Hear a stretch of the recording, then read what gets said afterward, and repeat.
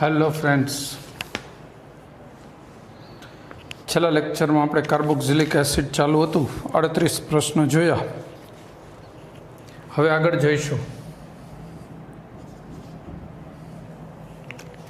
બરાબર. પ્રશ્ન number 39. તૃતીયક alcohol કે જેમાં જે ઓછામાં ઓછા 4 કાર્બન પરમાણુ ધરાવે છે. હવે 4 કાર્બનવાળો તૃતીયક આલ્કોહોલ, ઓછામાં ઓછા 4, વધુ ગમે એટલા ચાલશે.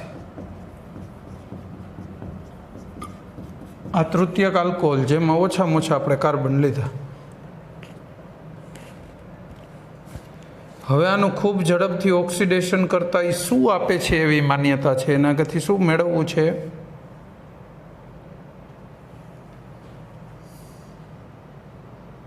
Carboxylic acid. જો આનું ઓક્સિડેશન કરો ને ઝડપી, હંમેશા હાલ આ કટ થઈ જાય ને એટલું ઝડપી ઓક્સિડેશન કરો ને તો કીટોન મળે. જો એને કટ નહીં થવા દો, માઇલ્ડ ઓક્સિડેશન કરશો તો આલ્કીન મળશે. પણ અહીંયા કાર્બોક્સિલિક આપણો ટાર્ગેટ છે, તો આવું ઓક્સિડેશન પહેલાં થાય. 1 કાર્બન ઓછો થઈ ગયો. હજુ આનું ઓક્સિડેશન, કાર્બન એટલે CO2 રૂપે ઓછો થાય. 3 ને 1 4 હાઇડ્રોજન ઓછા થયા, એ 2 પાણી બની. ટૂંકમાં આ તો ઓક્સિજન જ પ્રોવાઈડ કરે, બાકીનું આપોઆપ બની જાય. પછી હજુ વધુ ઓક્સિડેશન તો ચાલુ છે, કાર્બોક્સિલિક બનાવવો છે. COOH, CO2 અને પાણી નીકળી જાય. તો આમાં કેટલા કાર્બન ઘટી ગયા? પહેલાં અહીંયા 1 તૂટી ગયું ને 1 પછી રહી છેલ્લે. બેઝિકલી મિનિમમ 2 કાર્બન ઓછા થાય, અથવા 2 શૃંખલા, જે ટૂંકી શૃંખલા હોય ને એવી 2 શૃંખલા કટ થઈ જાય. એટલે આપણો જવાબ શું રહેશે? 2 કાર્બન પરમાણુ ઓછા હોય. 2 શૃંખલા એવું તો ક્યાં આપ્યું નથી, પણ 2 કાર્બન ઓછા હોય. 2 કાર્બન ઓછા એટલે જવાબ બી, સેકન્ડ. ચાલો, ત્યાર પછી આગળ વાત કરીશું. 40. સક્સિનિક એસિડને ગરમ કરતા ખાલી જગ્યા બને છે. સક્સિનિક એસિડ લઈએ.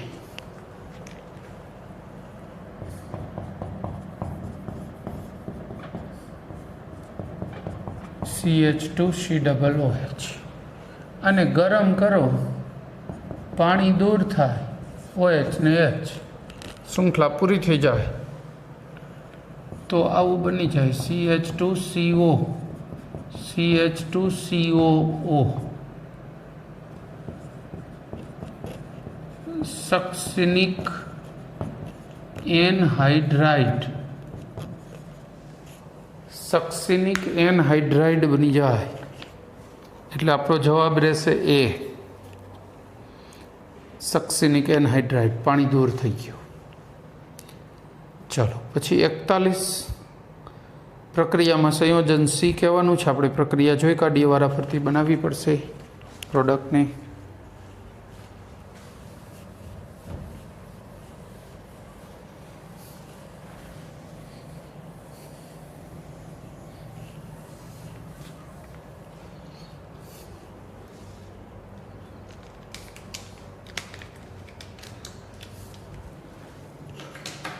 પ્રોડક્ટને બનાવી.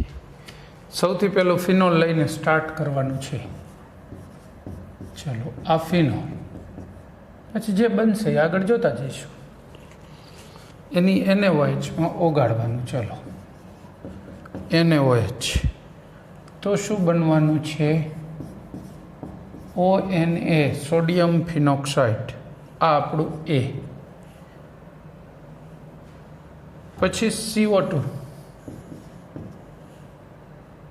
140 સેલ્સિયસ તાપમાન, 4 થી 7 વાતાવરણ દબાણ. 140 સેલ્સિયસ અને 4 થી 7 વાતાવરણ. એટલે આપણને પ્રોડક્ટ બી મળે. CO2 સાથે બી એટલે શું બને છે? COONA અને અહીંયા ONA તો છે જ નહીં, OCOONA આવું બનવું જોઈએ. અને આની પુનર્વિન્યાસ થઈ જાય, એને સ્ટેપ ન કહેવાય, પુનઃવિન્યાસ. એટલે અહીંયા OH COONA સોડિયમ સેલિસિલેટ બની. અને પછી શું કરવાનું છે? બી પછી HCl ઉમેરો એટલે C, HCl ઉમેરો પછી C.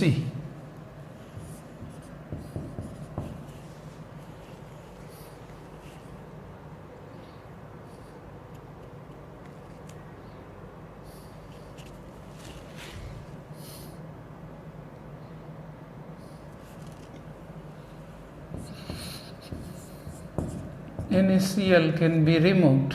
We get OH and COOH. Salicylic acid. This is our B. ચાલો બની ગયું સેલિસિલિક એસિડ આપણું બી. હવે આમાં આ પ્રક્રિયામાં સંયોજન સી શું હશે? આ છેલ્લું સંયોજન સેલિસિલિક એસિડ, ડી જવાબ. સેલિસિલિક એસિડ, ડી જવાબ. આ બની ગયો સેલિસિલિક એસિડ. આ પ્રક્રિયાને કોલ્બે કહેવાય, કોલ્બે પ્રક્રિયા અથવા કોલ્બે સ્મિટ પ્રક્રિયા. ચલો રેડી. ત્યાર પછી વાત કરીએ 42મો પ્રશ્ન. એસાઇલ ક્લોરાઇડને કાર્બોક્સિલિક એસિડના સોડિયમ ક્ષાર સાથે ગરમ કરતાં ખાલી જગ્યા નિપજ મળે છે. કઈ નિપજ મળશે? એસ્ટર, એનહાઇડ્રાઇડ, આલ્કીન અને આલ્ડીહાઇડ. નહીં, એનહાઇડ્રાઇડ મળવું છે, બી. આપણે એકવાર આવી ગયું છે કદાચ. કાર્બોક્સિલિક એસિડનો સોડિયમ ક્ષાર એટલે CH3COONA એની સાથે પ્રક્રિયા કરવી છે એસાઇલ ક્લોરાઇડ એટલે CH3COCl.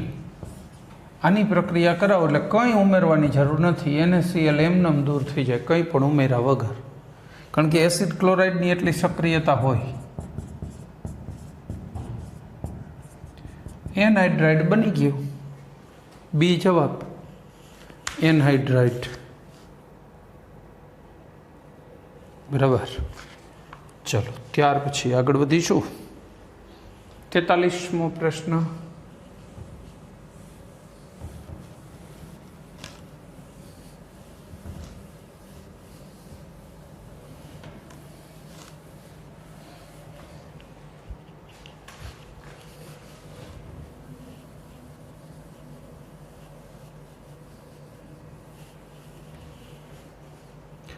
ચલો 43મો પ્રશ્ન.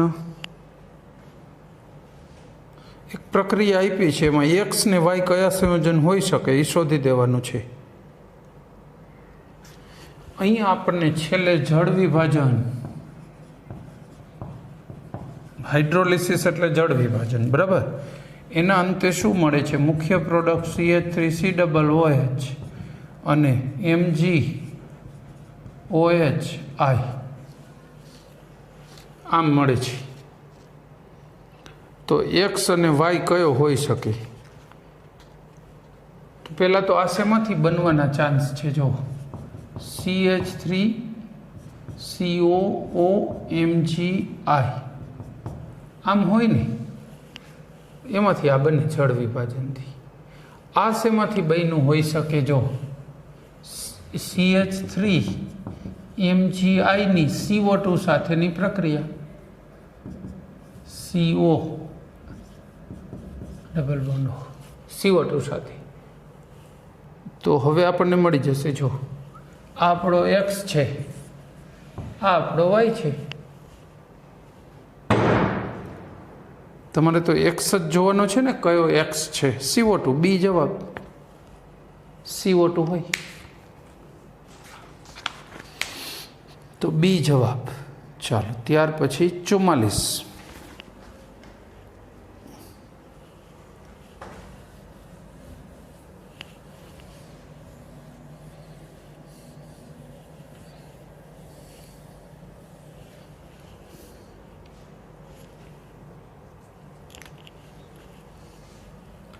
CH3CONH2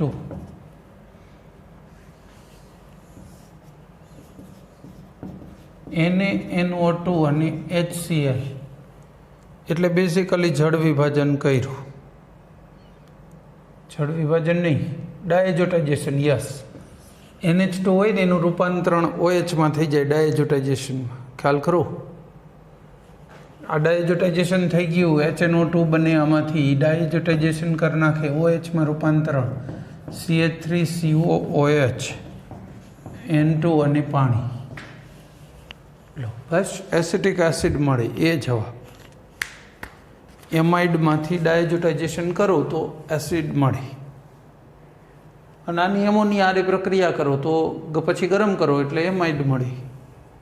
કાર્બનિકમાં એમ તો જેમાંથી જે બનાવવું હોય કોઈક ને કોઈક પદ્ધતિ ગોતી કાઢો, બને તો ખરું જ. એ જવાબ. ચલો, ત્યાર પછી 45. પ્રાથમિક આલ્ડીહાઇડનું ઓક્સિડેશન કરતાં ખાલી જગ્યા મળે.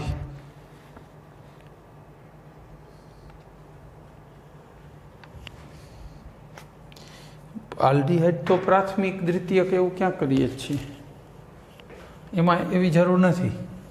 ખેર, આલ્ડીહાઇડ આનું ઓક્સિડેશન કરો એટલે સાવ સિમ્પલ CH3COOH એસિડ મળે. આપણો જવાબ રહેશે બી, કાર્બોક્સિલિક એસિડ. આ ઓક્સિડેશન KMnO4 KOH વડે અથવા પોટેશિયમ ડાયક્રોમેટ અને સલ્ફ્યુરિક એસિડના મિશ્રણ વડે પણ થઈ શકે, HNO3 વડે પણ થાય.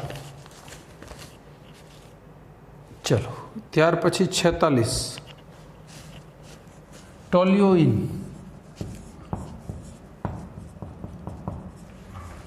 આમાંથી બેન્ઝોઇક એસિડ બનાવ છે.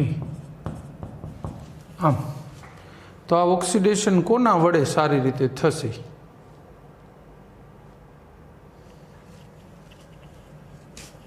આ ઓક્સિડેશન કરાવવું હોય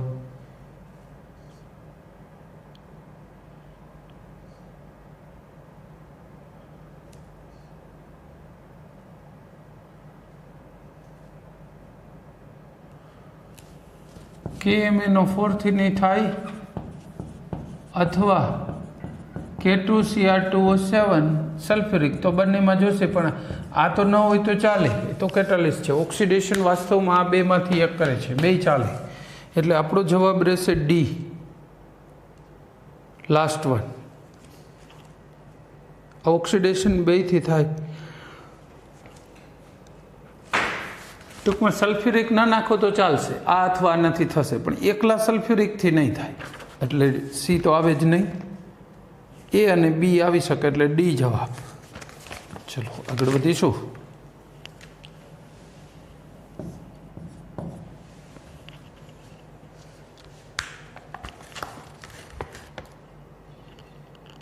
પ્રક્રિયા આપી છે ને, આલ્ડીહાઇડનું રૂપાંતરણ શેમાં કર્યું? અસંતૃપ્ત એસિડને. પર્કિન રિએક્શન જાણીતું જ છે, પર્કિન રિએક્શન.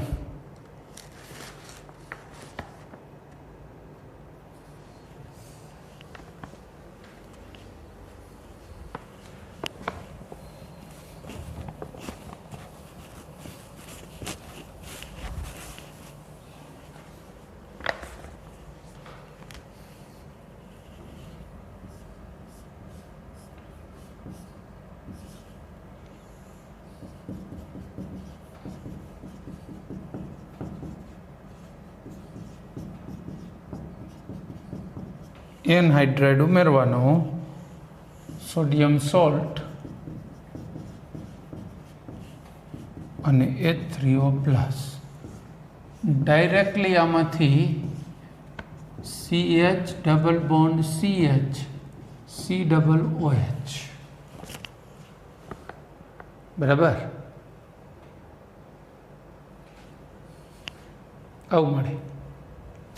અસંતૃપ્ત એસિડ, સિનેમિક એસિડ મળ્યો ને, તો એક્સ કયો થયો? C, acetic anhydride. સી જવાબ આપણો. અહીંયા ઘણી વખત પૂછવામાં શું છે, OMe મૂકી દે, મિથોક્સી ગ્રુપ છે તો કોઈ ફેર ના પડે પ્રક્રિયાની, આપણે એમને મૂકી દેવાનું. જો અહીંયા કંઈ પણ આપેલું હોય વધારાનું તો એ જોડી દેવાનું, એમને આપ્યું હોય તો. કારણ કે ક્યારેક આપીને પૂછી શકે છે. આપણે તો જવાબ આપણો સી રહેશે. એનહાઇડ્રેટ સાથે પર્કિન પ્રક્રિયા થાય. આ પર્કિન રિએક્શન છે. આગળ એવું હતું એકાદ વાર મેં લખાવેલું છે આગળનામાં. 48 કઈ પ્રક્રિયા દ્વારા ફિનોલમાંથી સેલિસિલિક એસિડ બનાવી શકાય છે? ફિનોલમાંથી સેલિસિલિક એસિડ બનાવીએ.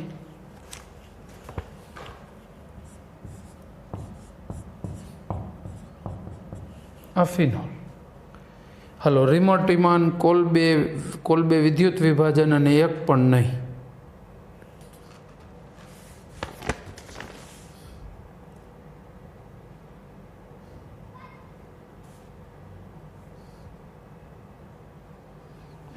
અહીંયા ગોટાળો થશે ને.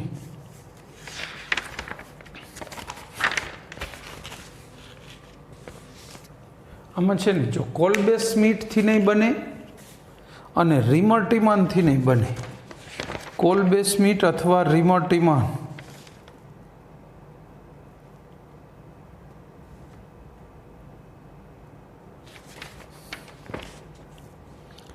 પણ રિમોટિમાનમાં શું હોય? પ્રક્રિયા કંઈક ફેરવવો પડે. ક્લોરોફોર્મને બદલે કાર્બન ટેટ્રાક્લોરાઇડ લેવો પડે તો બની જાય.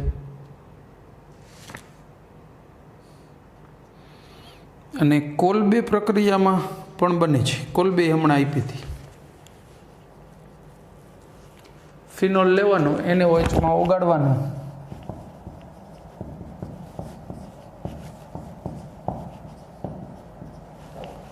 સોડિયમ ફિનોક્સાઇડ, પછી CO2 સાથે આવી હતી ને હમણાં જ, હજી થોડી ઓલા પહેલાં જ, 140 સેલ્સિયસ તાપમાન, 4 થી 7 વાતાવરણ દબાણ, OCOONA પણ પુનર્વિન્યાસ થઈ OH અને COONA બને. પછી આમાં H+ ઉમેરો, OH COOH. રેડી. આ કોલ્બે પ્રક્રિયા. આપણે જવાબ કોલ્બે લખો, રિમોટિમાન નહીં. ઘણા મટીરિયલમાં આનો જવાબ રિમોટિમાન છે. હું કહું કોલ્બેનું કંઈ આપ્યું જ ના હોત ને તો આપણે રિમોટિમાન જવાબ લઈ લેત, વાંધો નથી. એક પ્રક્રિયા બદલીને એમાં થઈ જાય છે. જ્યારે આ કોલ્બે સ્મિથ પ્રક્રિયા છે, કોલ્બે અને સ્મિથે સાથે મળીને આપેલી, પણ હવે આપણી ચોપડીમાં આને કોલ્બે તરીકે જ આપણે ઓળખીએ છીએ. એટલે એઝ પર બુક જ જવા દો, કોલ્બે પ્રક્રિયા જવાબ કરતો હતો. બરાબર. આનો જવાબ આપણે શું રાખીશું? કોલ્બે પ્રક્રિયા. કે આ ગોટાળાવાળું થઈ જાય નહીંતર. કોલ્બે સ્મિથ છે આ ખરેખર. તો આપણે કોલ્બે રાખી દો નહીં. રિમોટિમાન ક્યારે લેવાનું? જો કોલ્બે કે કોલ્બે સ્મિથ ના આપ્યું હોય અને રિમોટિમાન આપેલું હોય તો એ લઈ લેવાનું, નકર નહીં. આવા સંજોગોમાં નહીં. ચલો 49. નીચે પૈકી કોના ઓક્સિડેશન દ્વારા એસિટિક એસિડ મળે છે? ઇથેનોલ. આલ્કોહોલમાંથી આલ્ડીહાઇડ પ્રાથમિક હોય તો દ્વિતીયક હોય તો કીટોન અને પછી કાર્બોક્સિલિક એસિડ. એ જવાબ ઇથેનોલ. ચલો ઓકે. નેક્સ્ટ.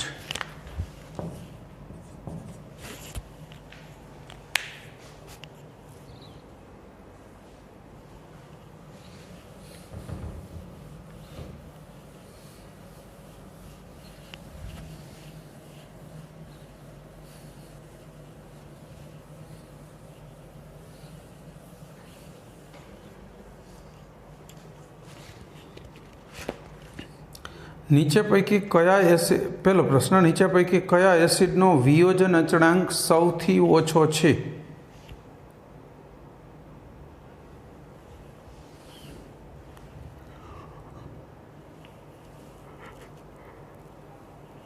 વિયોજન અચળાંક ઓછો મતલબ એ નબળો એસિડ. વિયોજન અચળાંક કે નાનો હોય તો એ નબળો એસિડ કહેવાય. સૌથી નબળો એસિડ કયો છે? સી. કારણ કે જો પહેલામાં અને બીજામાં ફ્લોરિન છે, એ તો એસિડિકતામાં વધારો કરે. ત્રીજા ચોથામાં બ્રોમિન છે, પણ ચોથામાં COOHની વધુ નજીક છે, એટલે વધારે કરી શકશે. એટલે સી જવાબ. સીમાં એટલો વધારો નહીં થાય એસિડિકતામાં. ચારેયમાં એફ અને બીઆર એસિડિકતામાં હંમેશા વધારો જ કરે, પણ સીમાં ઓછામાં ઓછો વધારો થશે એટલે એ નબળામાં નબળો એસિડ રહી જશે. 4માં આપણો જવાબ રહેશે સી. બીજો પ્રશ્ન, પ્રોપીનની એન બ્રોમોસક્સિનેમાઇડ સાથે પ્રક્રિયા કરતા ખાલી જગ્યા મળે છે. પ્રોપીનની એન બ્રોમોસક્સિનેમાઇડ, તો બ્રોમિનેશન થઈ જાય પ્રોપીનનું, બીજું શું હોય? પ્રોપીનનું બ્રોમિનેશન થાય.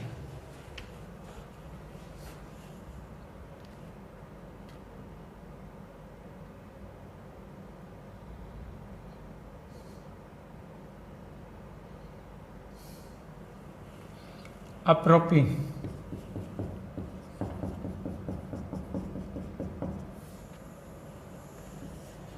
એન બ્રોમોસક્સિનેમાઇડ, આમ બંધારણ જોતું હોય તો લખીએ ખાલી, બાકી નહીં લખો તો બી ચાલશે.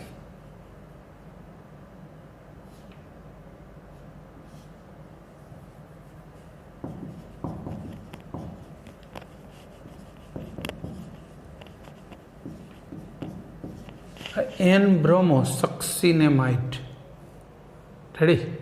આ બ્રોમિનેશન કરી નાખ્યાનું CH2 CH double bond CH2 અને Br રેડી. આ મળે ની પછી બ્રોમિનેશન કરે, પણ મેઇન આનો ફાયદો એ છે કે જનરલી તમે અહીંયા Br2 ઉમેરો ને તો આ પાઇબંધ તૂટીને બેયને બ્રોમિન મળે, વિસિનલ ડાયબ્રોમાઇડ જ મળે. પણ તમે એન બ્રોમોસક્સિનેમાઇડ વાપરો તો અહીંયા એક જ Br આવે, એ ફરક. આપણો જવાબ રહેશે બી, સેકન્ડ, 3 બ્રોમોપ્રોપીન. ચલો નેક્સ્ટ,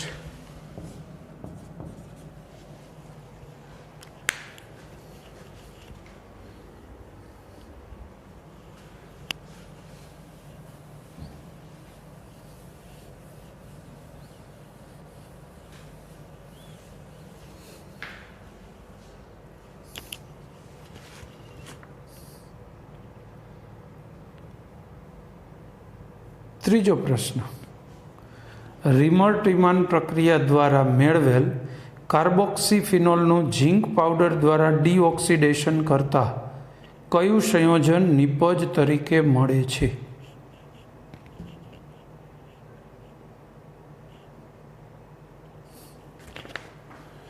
રિમર-ટ્રીમાન પ્રક્રિયાથી કાર્બોક્સીફિનોલ એટલે આ તો સેલિસિલિક એસિડનું કે છે, કાર્બોક્સીફિનોલ. આનું શું કરવાનું છે? ઝીંક પાવડર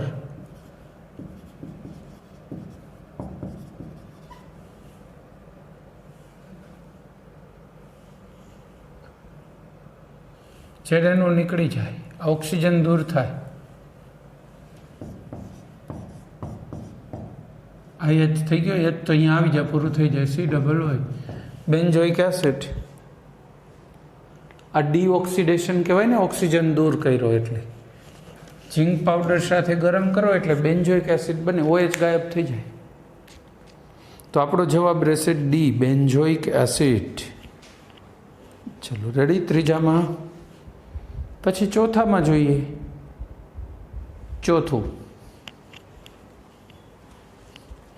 573 કેલ્વિન તાપમાને HA કાર્બોક્સિલિક એસિડની બાષ્પને MnO2 ઉપરથી પસાર કરતા પ્રોપેનોન મળે છે. તો HA એસિડ કયો હશે?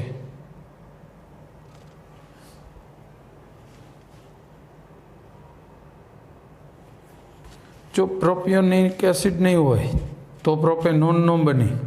વચ્ચે CO કેવી રીતે આવે?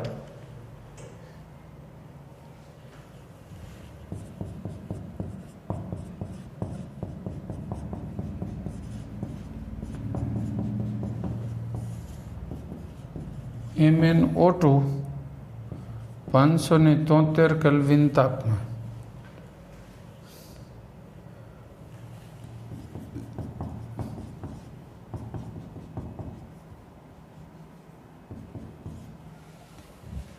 CH3CO CH3 આટલું હજી બહાર રહ્યું ને.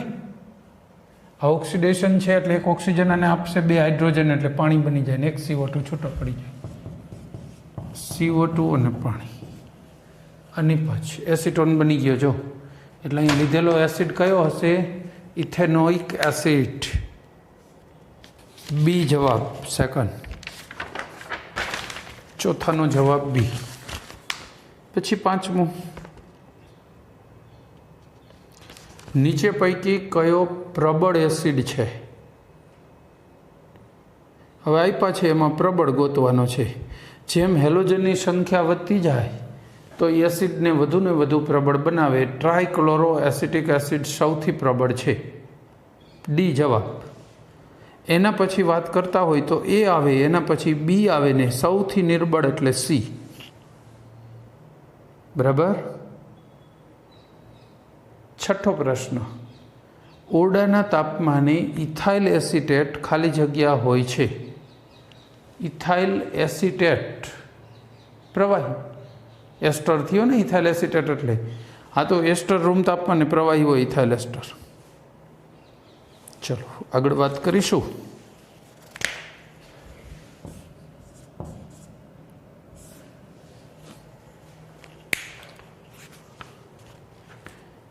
સાતમું, એમોનિયમ સલ્ફેટ કરતાં યુરિયા સારું ખાતર છે. કારણ શું? Ammonium sulphate NH4 twice SO4. કદાચ આને લખવું હોય તો તમે આમે લખી શકો ને N2H8 SO4. ચલો આનો અણુભાર કેટલો થશે? 28 આનો 8 32 16 ચોક 64. 32 ને 8 40 ને 60 100 ને 132. એની અંદર નાઇટ્રોજન 28 થયો 132માં. એટલે નાઇટ્રોજન કેટલો થાય? 132માં 28 હોય તો 2800 ભાગ્યા 132. નાઇટ્રોજન આવ્યો 21.21%. આની અંદર નાઇટ્રોજન થશે 21.21% અને NH2 યુરિયા, આની અંદર નાઇટ્રોજન થાય છે લગભગ 46% જેવું. એક્ઝેક્ટ ગણી કાઢજો, 46 યાદ હોય જનરલી. એટલે હવે પેલું વિધાન જુઓ, તેમાં નાઇટ્રોજનનું ટકાવાર પ્રમાણ વધુ છે યુરિયામાં. આ સાચી વાત છે, તો સારું ખાતર કહેવાય, એમાં કંઈ સવાલ નથી. નાઇટ્રોજનના ટકા વધુ હોય તો એ પ્રિફરેબલ ખાતર છે. ચલો એ જવાબ હોઈ શકે. છતાંય ચેક કરો તે વધુ દ્રાવ્ય છે. ના, દ્રાવ્ય હોવું બહુ કારણ નથી. ઓછો દ્રાવ્ય હોય તો ચાલે, કાંઈ જમીનમાં આપણે પાણીમાં એટલો બધો ઝાઝો ઓગાળીને એટલો બધો જથ્થો નથી આપવાનો હોતો. તે નિર્બળ બેઝ છે, તે જમીનને એસિડિક બનાવતું નથી. કરેક્ટ, ડી જવાબ. એમોનિયમ સલ્ફેટ છે ને, આનો સલ્ફેટ ક્ષાર છે ને, એ જમીનને લાંબા ગાળે એસિડિક બનાવી દે. 3 વર્ષ કન્ટિન્યુ આ વાપરો, ચોથા વર્ષે જમીન એસિડિકતા બતાવે. પછી જમીનમાંથી પોષણ તત્વો, પાકને પૂરા બેઝિક પોષક તત્વો ન મળી શકે, ધાતુઓની ઉણપ વર્તાય, એટલી ન ચાલે. તો આ સારું છે, આ જમીનને એસિડિક નથી બનાવતો, આમાં કોઈ એસિડિક ઘટક નથી. એટલે આપણો જવાબ રહેશે એ અને ડી. કોઈ પણ એક ટીક કરી દેવાનું, બે સાચા છે, એ અને ડી. યુરિયા બંને રીતે સારું ખાતર છે, ટકાવારી વાઇઝ પણ અને જમીનને બગાડવા માટે પણ. એ ઓછું બગાડે છે એમ, પહેલાંની સાપેક્ષે ઓછું. એનો અર્થ એવો ન સમજતા કે આપણે બસ દરરોજ યુરિયા વાપરવું જ જોઈએ દર વર્ષે. યુરિયા નહીં, કોઈ પણ સંશ્લેષિત ખાતરો ઓછા વાપરીએ તો સારું. ચાલો પછી 8મો પ્રશ્ન,